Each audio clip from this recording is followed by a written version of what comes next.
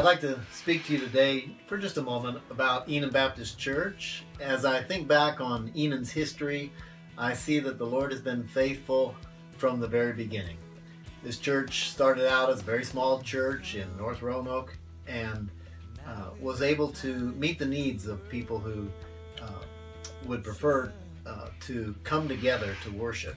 And so Enon is a congregation of worshiping people who have found their needs met by getting together, and it is the people, but it's also the ministries of the church. Early on, one of the ministries of the church was to start other churches, so it has had a missionary flavor.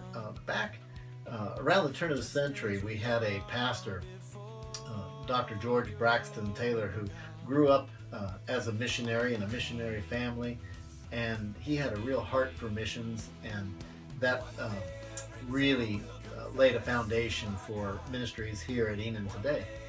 We are a people of faith, a family of God, and a church family to one another.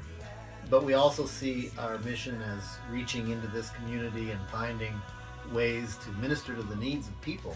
And we, of course, focus on the spiritual needs, but we do not neglect the other needs as well. I'm excited to be here. The Lord brought me here from Seattle 6 years ago, and I have come to really appreciate the people here. They've been very loving and are loving to outsiders, and quickly make room in the church for new people. I'm looking ahead at the future. 160 years is a long time, but does that mean Enon is finished? No, I don't think so. God has a future and a hope for Enon, and part of that future is small group ministries. Part of it is continuing to preach the Word of God and teach the Word of God faithfully, and the Lord knows how He'll lead us. He hasn't stopped speaking to His people, and He is still continuing to speak to us.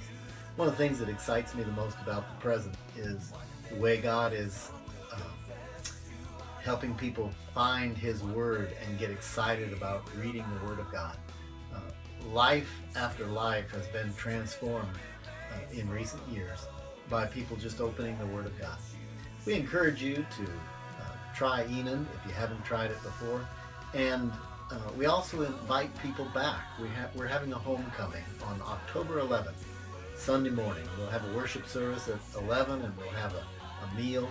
It's a great celebration of all that God has been doing at Enon, and we invite everyone.